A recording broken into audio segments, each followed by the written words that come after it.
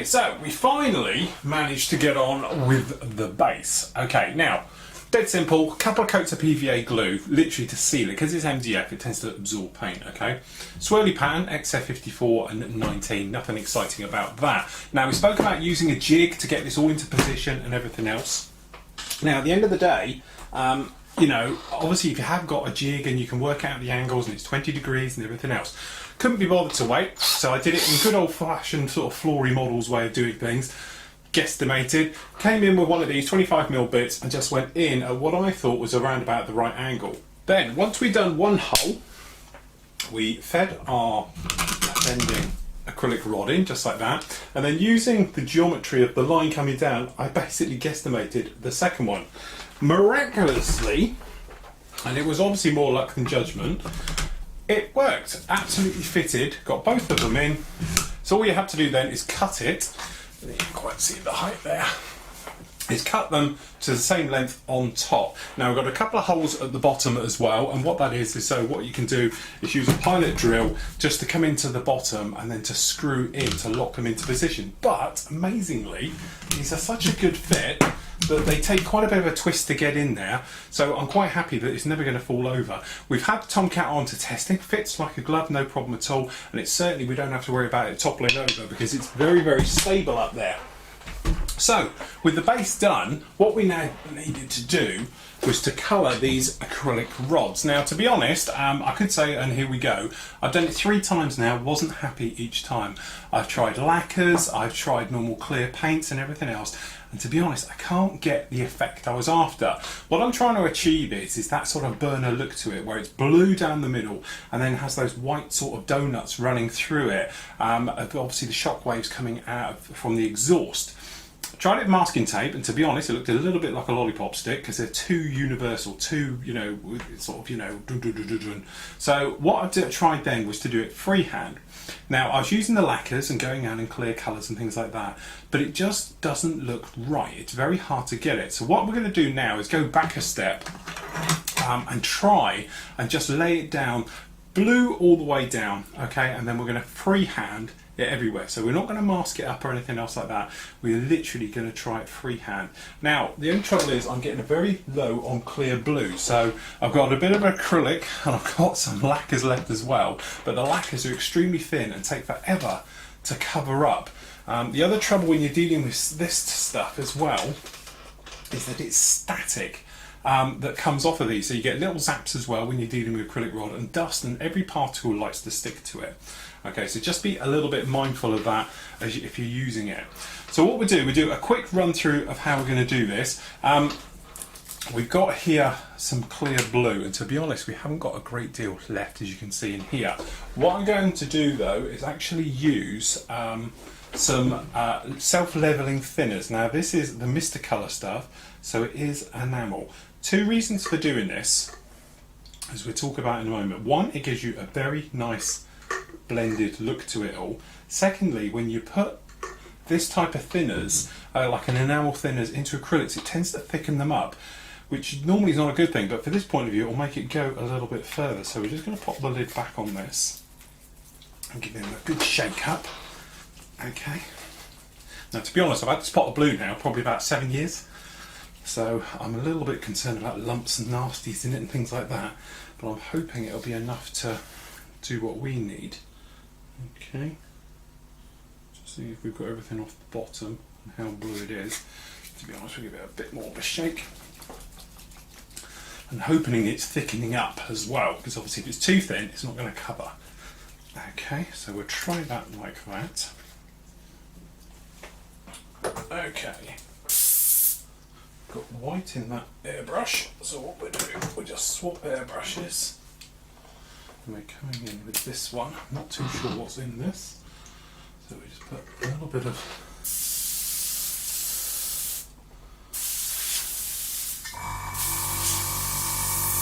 blow this out, so nice and clean. Get rid of all of this.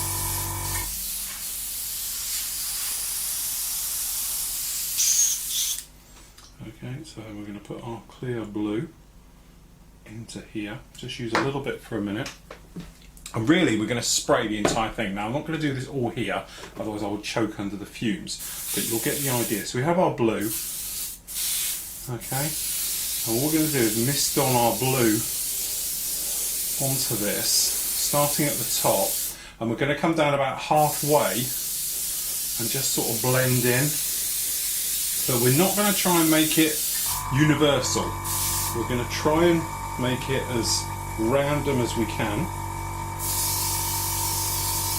Obviously we want a nice blue hue to the entire thing. As I say, already we've got particles sticking to this everywhere because it's the static. But there we go, that's our blue. As you can see, looking nice and blue. Leave that to one side. Look at this, we've got a perfect holder for it as well. So we can pop it in there. So we'll let that totally dry off and then we'll come back with the white. So I'll get on with the other one for the minute. Okay, so there we go, there's one in the blue. Now, same again, what I've done, I've thinned down with XF2 white with cellulose thinners, with the self-leveling thinners, very thin. It's literally like water. So what we're going to try and do now, very cleverly, is work out some rings onto this and sort of give it that sort of ring effect of the donuts. Now they're bigger at the top, work smaller at the bottom, okay? So we'll start at the top. Now we know we've got a large lump of this which is going to fit up into the tail, so you're never going to see it, okay? So what we're going to do, we're just going to come down a little bit and we're just going to freehand in one of these. I'm just going to work it round. So we join that, just like so. Then we're going to come in and do another one.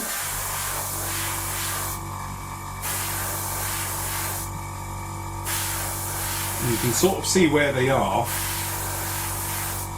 from the other side. You know, you're sort of looking through, but you don't want them too universal. You want them to be quite thingy. Now what we're going to do is slightly pull it further apart now.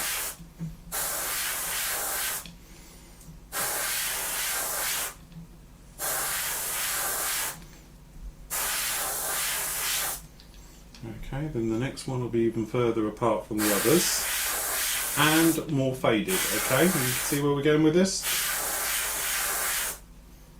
Now the trouble we're being is matching these two up, which is something we'll talk about in a second.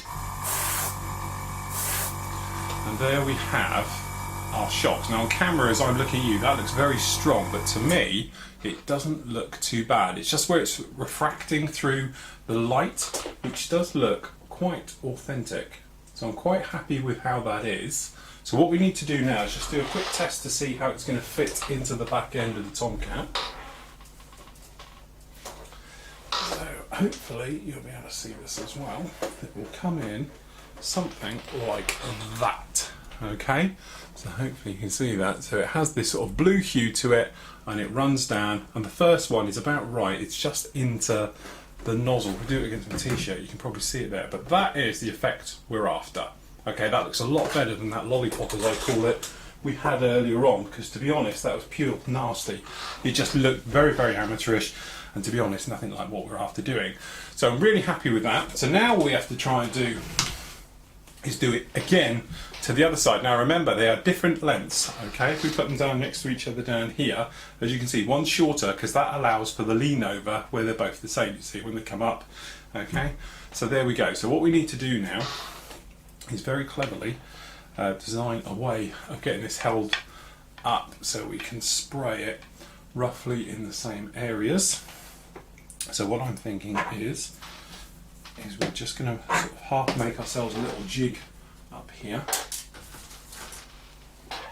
So we just have a bit of blue tack or white tack at one end and again at the other.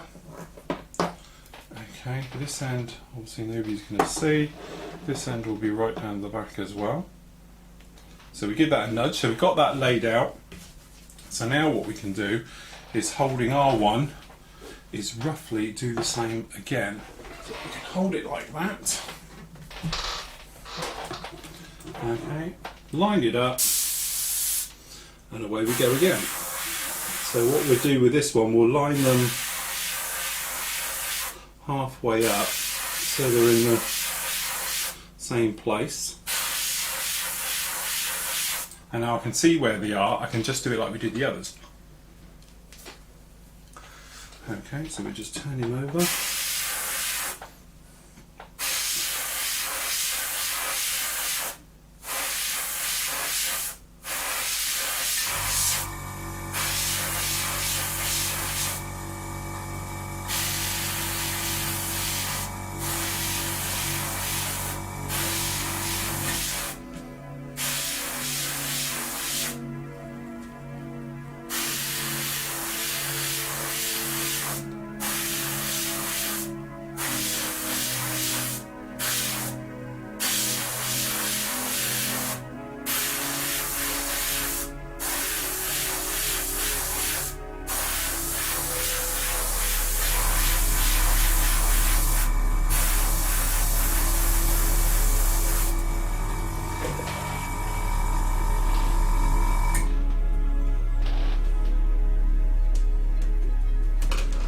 There we go, that can sit one in there.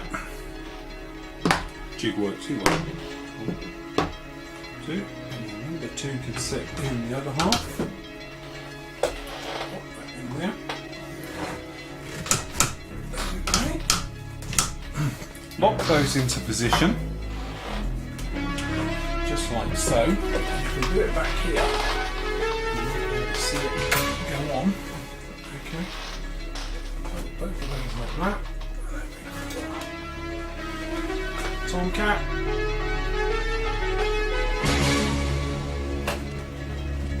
And there we go. Locked in there. And that is what we were after. Something just like that. Okay, slightly different angle for this one, but quite frankly, it's the only way I can get it in. Yes, it is a big old display. But what we need to do now is really put on those finishing little touches to get in there. So as you can see, we've armed it up, okay, and it's already had one coat. I'm going to show you what it is, but the missiles were looking just a little bit too clean. So what I thought I'd do is take just a little bit of the Indian ink wash that we use for the pilot figures, things like that. Okay, so we're just pouring it into the airbrush. Okay, make sure you clean up around the outsides and the edges of your airbrush, and make sure your tip's clean as well. Because what we want to do is just literally mist on a light coat onto this one.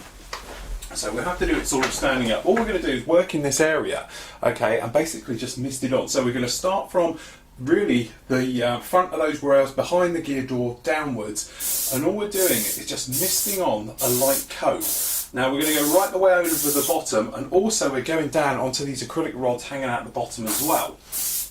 That'll darken them up. Just every now and again pinch the nozzle, clean it off, because we want a nice spray effect. This way it will make a more darker at the top and lighter at the bottom.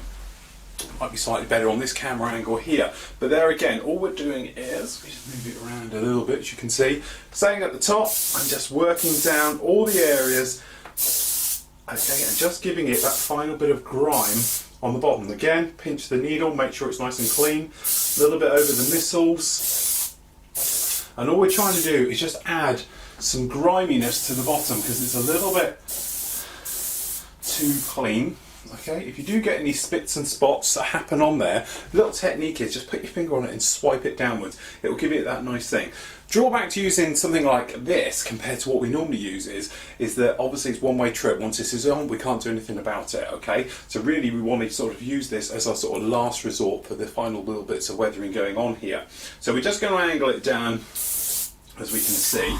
And what we're going to do, we're going to try something I haven't done before, and let's try some freehand camera work just to show you how we've finished things off on this one. And then here we have our Tomcat. So we say we're starting down the back here, okay, and we're working our way up, and as you see, it just gives it that little bit of griminess to it, okay, as we go round.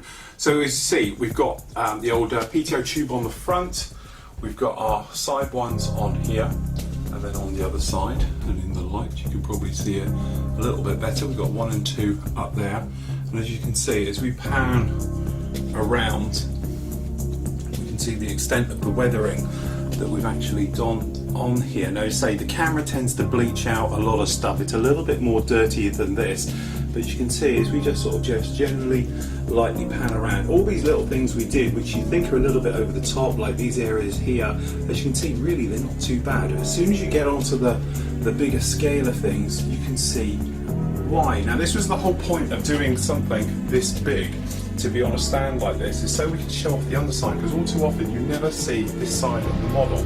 Now originally I intended this to be on a rotary display, but quite frankly I don't think any rotary display is going to do the weight. So as you can see, all looking very nice. We fixed the cockpit, you can see you get a little bit of daylight under there, but as soon as you move round to any of the positions you won't actually see it. So if we just manoeuvre it around, okay, so we're safe, starting on the base. Good look at close up of the base, you can see it's just supposed to be slightly mottly. To be honest, I was trying to go for a cloud effect, but you say this blue works really well in certain lights. I tell you what, it does work very well with this black background. Blue background doesn't work quite as well, but to be honest, it's really impressed the way it goes on. Really happy about this mottling on the spine, that came up really well. So you can see all the aerials are on, everything else like that. We've got the crew in there. A couple of little touches. Fixed it out. We've got the wire here, used a little bit of lead wire, all it is a bit of string for the yaw movement of the aircraft, as you can see as it works through. But you can see those, the indicators, angle of attack as well, things like that, and the pressure gauges all in there as we work our way round. You can see now we are to the finish point. Really, really nice. Very happy how this one turned out. Really enjoyed the build. You know, it's one of those builds where I had it in my mind's eye how I wanted it to be, and although it's not exactly what I was thinking of at the end of the day, it did come out very, very well. Really, really happy of how it turned out.